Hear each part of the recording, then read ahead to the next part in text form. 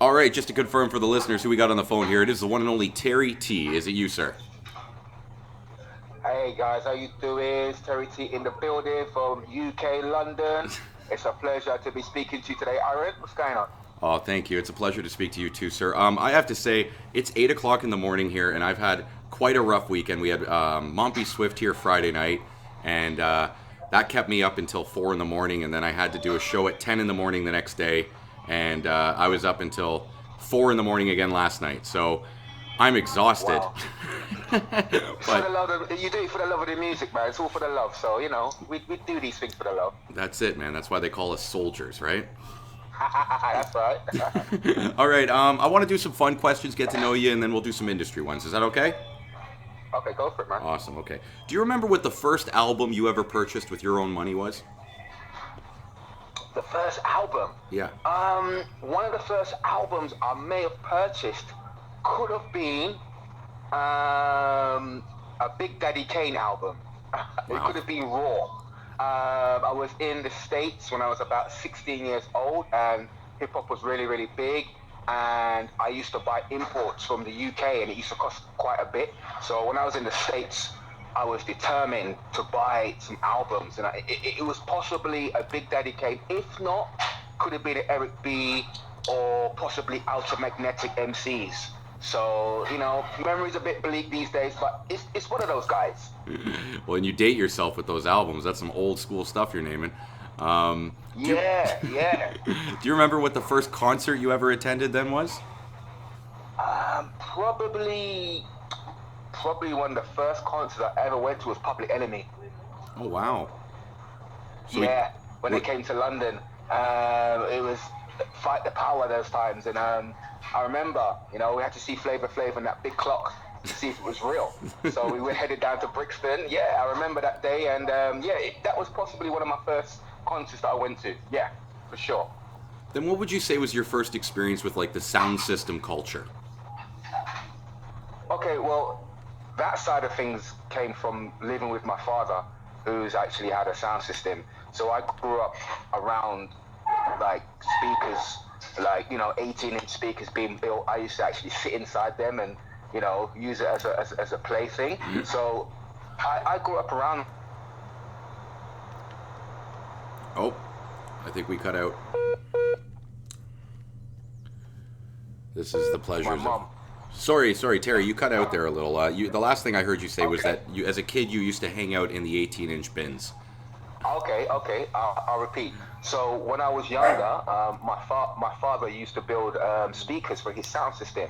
So I would often play inside these sound system boxes, 18 inches, woofers. So I grew up around the sound system culture from I can barely remember to walk. I've been around sound system stuff. You've been literally into bass since you were a Yes, child. yeah, I lived in the bass. I lived in a bass speaker, basically. Sure, Yeah. sure. Okay. What would you say then was your first experience with the rave? Okay, probably when I was about 14 or 15 years old, I managed to make an excuse to my parents, and I ended up going to a field party. Like, it was the early acid days in England. It was a original rave party. What would happen is that you'd listen to the pirate radio station, you'd get a location where you need to meet, and then you just follow the congregation of people that met to this unknown party. And I felt probably was about 15 years old, 14 or 15, was my first experience of going to a hardcore rave. And I don't mean like a jungle, I mean a hardcore acid and trance. So, yeah, It's that interesting was to my me that first experience. you were actually around before jungle became jungle. You were there for the acid house days. Of course, yeah, that's right. It was, and the reason why we have jungle is because people like myself was going to these acid raves, and we felt like there was something missing. So that's, when we went home, we started to play with our equipment and stuff, and we started to add in the stuff that we would like to hear in acid, and that's how the mutation started to begin. It's an interesting thing. We're talking about the birth of jungle drum and bass and some of the sounds that changed. A lot of people lay it heavy on the aim and break. Yeah. What would you say you did to the sound of acid house to divert it, I guess, and change it to what we call jungle today? Okay, well, that was quite a natural progression for us. It was very easy. We just wanted to hear reggae bass lines. We wanted to hear deep, subby bass lines.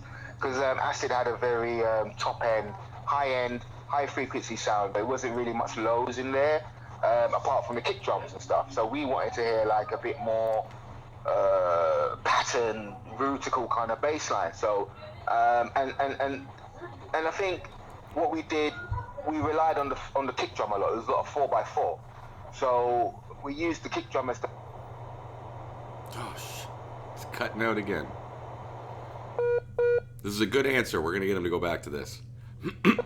Okay. Okay, you cut out there again. So the last thing I heard was that it was a 4/4 kick drum.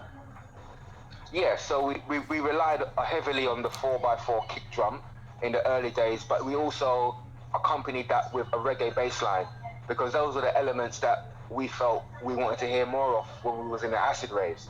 And it just was a natural progression of putting what we grew up listening to as young people, putting it into a music that we really, really liked, but we just felt like there were some elements lacking that we felt could make it even better. And there you go, there's the mutation of, you know, early jungle being built. It's very interesting. Were you working with Congo Natty in the early days? Yeah, we shared the same studio together in Camden for probably over 4 to 5 years. He's actually his son is my cousin, so I've always known Congo Natty before it was Congo Natty. Like, you know, we had sound systems. He had a sound system called Beat Freak, and I used to be around his house a lot because he was dating my cousin. And I learned a lot of my DJing skills from being around Congo Natty, because there was like mostly like scratch DJs and like, you know, mixers back in the day. Like we were mixing hip hop and reggae, so it wasn't really jungle before. We had sound systems and we would play import, you know, US hip hop and you know, soul music from the UK, reggae. So, you know, we're heavily involved in the sound system culture before jungle came around. So me and Congo Natty had a long history before jungle, so it was natural that we kind of worked together when jungle came out. Interesting. How did you meet Ross Demo for the first time? Okay, well then... Ay. We keep cutting out. Hold on, let's see if Terry... This is a fun game. At least it's not long cutouts. Terry, you cut out again. Let's start from me. How did you meet Ross Demo? Okay, my experiences and stories with Ross Demo go back way before jungle was around. We'd been musically entertaining each other and working with each other from since the age of about 13, 14 years old. Family members were very close, and we're more like cousins. So we grew up in the sound systems, and I would make dub plates for his sound system, and I would always use breakbeats but speed them up and put like reggae bass lines on, and that was before jungle. So like we had been kind of like making prototype jungle music way before jungle came out. So me and Demolition Man already had a name in our area before jungle came out. We were already known on like a local level. It's amazing because honestly, when I ask him about jungle, he says his song "Fire" was his first introduction. That, you know, yeah. That was his first song. He was in the US when jungle was really breaking out here, and I said to him, Demo, you need to get back over here because, you know, jungle's here, and I already knew that we had been kind of trying to do that already. So I knew, you know, anytime he put his vocals on the track, I knew it was going to be a hit. So that's what happened with Fire. Amazing. Do you think that a producer must also be a DJ to be successful in today's industry? No, but it can help, because if you're a DJ, then you know the reactions of the crowd. You kind of know something about crowd participation. So if you can translate that when you're in the studio, it can help you create a vibe about the party. Because I've always used my references as a DJ to help me produce, but it isn't that you need to, you know. It's just something that's come, you know, work for me, but for somebody else, they may have no experience and they can still make an amazing track. It's just that I think experience of DJing can help you, definitely. How about vice versa? Do you think a DJ must be a producer to be successful? No, he mustn't be a DJ to be successful, but I said it can help. It can give him or her ideas of how to please the crowd, because you're trying to make people dance when you're a DJ, so you should be recognizing what bass lines, what kind of breaks make people move. So if you studied and done your job well, you should be able to create something even better as a DJ producer, but it's not necessary. It just can help. I totally get what you mean. There's so many diverse answers to that, and I love each one of them. I personally think that nowadays, with the tandems that are created, if you're a good producer, you could team up with a good DJ, or vice versa. If you're a good DJ, team up with Oh a good yeah, producer. definitely. But I have a throwback picture here of you. I think it's from 1992, and you're sitting in your studio. You've got like a synthesizer in front of you, a keyboard, and a bunch of gear. Yeah. My question to you is, how has your setup, I guess, changed from that day to where we are today? Oh, quite a lot. I mean, the digital age has changed how we do stuff now. It's a good, and I see it as a good. There's good elements and there's bad elements, because back in those days we had a pure analog sound, which took a lot of crafting, and the craft came from your interpretation of how you heard the music. Now we have formatted preset sounds that you can find a lot of tracks sounding the same. We've lost a lot of individual sounds because people were handcrafting their sounds before. Now we've got a lot of sounds really made that people don't need to really do anything with. So you're kind of getting a lot of things sounding quite similar now.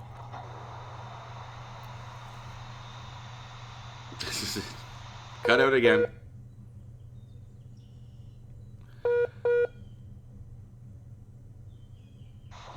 You cut out again there, Terry, but the last thing I heard you say was we get a lot of similar sounds because of the digital era. Right, yeah, yeah.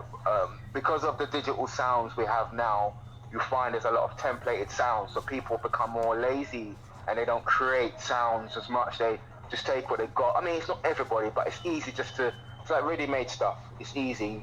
People want quick stuff. It just takes away a lot of the creative sounds that we used to get. We used to get a lot of different sounds before. Now, you kind of get a lot of tracks sounding quite similar because people are getting access to the same sounds. Back those days, it was down how you crafted your sounds, and we didn't get many presets. You had to create and then take a snapshot with your camera, so you could remember your settings for your envelopes. Like I would use keyboards and stuff, and you couldn't save what you were doing. You had to just remember it or take a picture or write down the numbers on each settings, and it was fun. No, and one thing that, as you say it, I think of is you could identify people's sounds. Like you could identify a Bookham bass or a Ray Keith bass or Yes. a Aphrodite bass. Yeah. You know what I mean? Because Yes. you knew Yeah. what they were doing. They had a formula in the way that they dissected beats and the Yeah. way that they manipulated the packages they had, if you will. That's right. So no, it's Yeah. there's profanity in what you're saying, and definitely nowadays it's not about an identifiable sound. It's whether they make good music or not. It's like full production level, and is it good or Yes. bad? Not does it sound like zinc? Does it sound like Yeah. you know what I mean? Yes, of course, of course. It's interesting, very interesting. So, yeah. Let me ask you this: can you share a story of Tenor Fly with the listeners? I'm sure there's many, but Yeah, there's lots of stories with me and Tenor Fly. I've traveled to China, Toronto, America, Czech Republic, Bulgaria. I share a good story. Well, we was in China, and I remember everyone was quite apprehensive about us going to China, saying, you should be careful. I said, why? What's the problem? And I think because you hear so much propaganda about China, people think to be careful, especially if you're a smoker. So anyway, we go out there, and we're greeted at the airport. Everything goes fine. And then I remember going to a party, like a private party with Tenor Fly in like a very, very expensive hotel that was maybe like 40 stories high. And it was like a rooftop kind of party. And I remember going to this place, and me and Tenor Fly came in there, and you know, we do smoke. We smoked at the time, and he said to us like, we need to relax, you can smoke and stuff. But being in China, we were acting like really like nervous because we heard so much stories. But when you actually go to China, you'll find that everybody's really chilled out and it's not what you think. But most people out there saw us as like, when you're of the skin complexion of myself and had dreadlocks, we were getting stopped on the high road. Like we were getting stopped as we were walking around.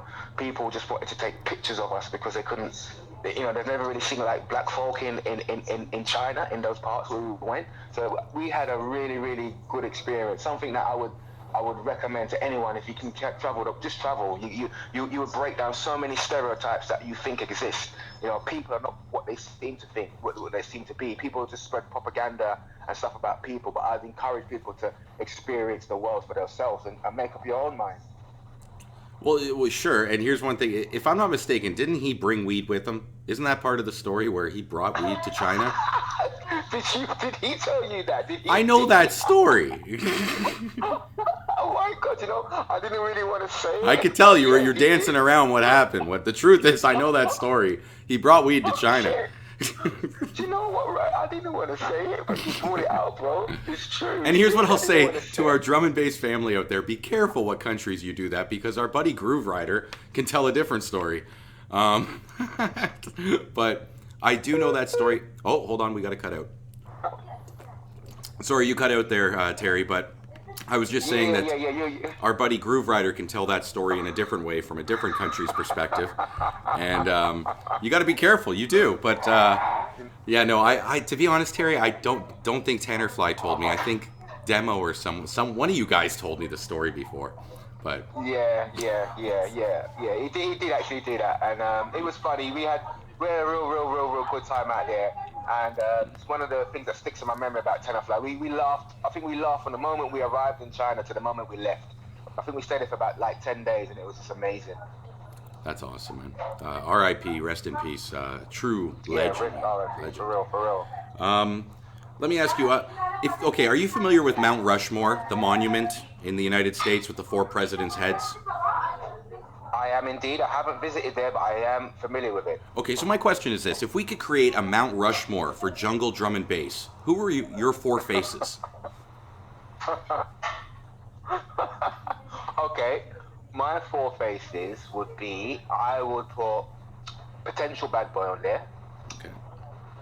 I would put the other half of the infamous Noise Factory on there from Third Party Records, where I started my craft. And that would be Mr. James Stevens, the other half of Noise Factory. Oh, we got to cut out again. This is you cut out there. We got two. Okay. So two of my four would be potential bad boy, Yep.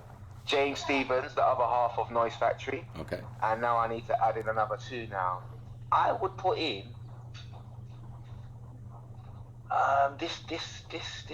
this is quite hard, but I'm gonna say um what's his name again now? I need to remember his name. It's so old school. Do you remember a track called Voodoo Ray? What is it called? Voodoo Ray. Voodoo Ray. Yeah. It's an artist from UK. I can't actually remember his name, but he made a track called Voodoo Ray. A guy called And Gerald. a guy called Gerald. There you go. Guy called Gerald.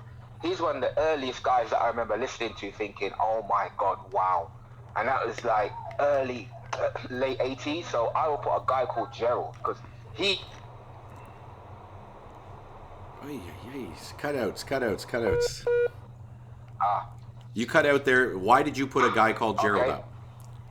Because I believe he laid the foundations for a lot of the things that we did in Jungle. I think he was very futuristic in his production. And I think he's someone that was being underrated, someone that is due a lot more credit than what he's had. Guy called Gerald, man, definitely. So yeah, so now there's one more space. I would probably, just for the significance, I think, of what Conga Natty did and the tracks he had, you can't really say Jungle without mentioning Conga Natty in some way. So you'd have to put Rebel MC in there as Conga Natty, for sure. That's awesome. And one thing I want to say is I had Lion Dub on a couple days ago, and he said a guy called Gerald as well as one of his four faces, I believe, and I didn't know who he. I'm like, who's a guy named Gerald? And I thought he was saying that there's some dude named Gerald, and he, he's just. And I'm like, who's this dude named Gerald? You speak, and but yeah, this is interesting. I got to look into my own history, my own rudiments, if you will, because I love learning this stuff. It's awesome. Yeah. Yeah. Interesting four, I got to say, Terry. I don't know many of those names except for Rebel and obviously a guy named Gerald because Yeah. I learned that the other day. But Yeah. all right, here's a fun one for you. If you could put 5 items in a vault that would encapsulate our rave culture, so in 20,000 years they're going to dig this vault up. We want them to know what the rave once was. What 5 items would you put in that vault? A horn, a foghorn, a whistle, white gloves, ecstasy tablet, and an Akai. Oh, he cut out there, but I think we were going to hear an Akai sampler. Yeah, Akai S950 sampler. So I put in white gloves, ecstasy tablet, foghorn, a whistle, and an Akai S950. Here's an interesting thing, and I may come off a little prejudiced when I say this, but I don't expect you to say ecstasy tablet. Like, well, you see, no, but you see, the thing is, if you want to talk about the original, where this is coming from, you have to go. Remember, I never just came into this stuff when it was just jungle. I was in this when it was heavily acid, and that was very drug orientated. So for me, if I want people to know the whole history, I'm taking on my history, which was acid, house, hardcore techno, hardcore jungleism, which we took a hell of a lot of drugs back then.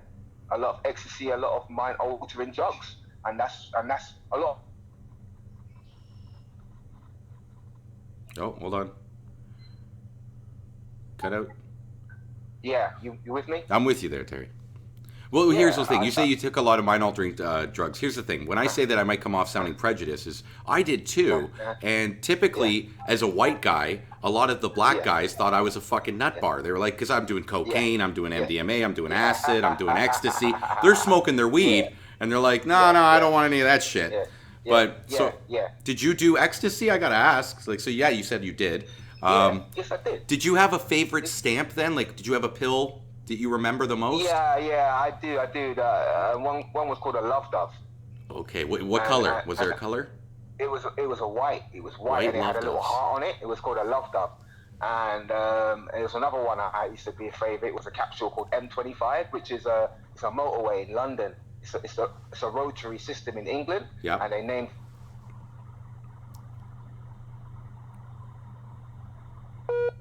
M25 and a Love Dove. That's awesome, man. Those are for me. It was like butterflies. What was it for you? Butterflies. They had different, all kinds of double stacked butterflies, and those were fun. Wow, So yeah, I know it sounds a little bit crazy and stuff, but a lot of us came from that, And then jungle kind of like, as jungle went further, we kind of that kind of went to the background. But during the early days, there's a lot of people that you wouldn't have thought of that's been to Canada were heavily into drugs, into amphetamines. Well, and I'll talk about. I don't want to talk ill of the dead, but I learned recently that Stevie was one hell of a partier.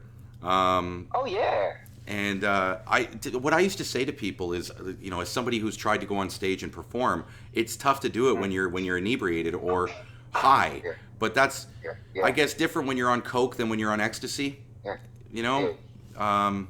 Or even munching acid. Every high is a little different, and every person takes it a little differently. But it amazes me that guy was able to do what he did while on some of the substances he was taking. There's a lot of people, a lot of them done it, or doing it even now if they're they're around. Yeah, no, it's to this day. Okay, one last question before I let you go. It's 2019. I haven't seen you over here in a long time. Can we expect you on the west side of the Atlantic anytime soon? Well, it's a good time to have this interview because as we're speaking now, there's a big I'm basically resurrecting a lot of material that I did in the past that seems to be in demand now. So I'm actually bringing out some stuff, and it's going to bring me back out to that side of the world real soon. So you guys should be seeing and hearing of me again by this time summer, and definitely by the end of the year. Definitely something would have gone down. Awesome. There will be links below to this man's music. If you haven't heard him, then I guess wake up, really. Terry, I want to talk to you a little bit more, so stay on the phone with me. But I'm going to sign off to the listeners, okay? Okay, cool. All right, guys. As always, I hope you enjoyed listening as much as I enjoyed talking. There will be links below. And until next time, peace out.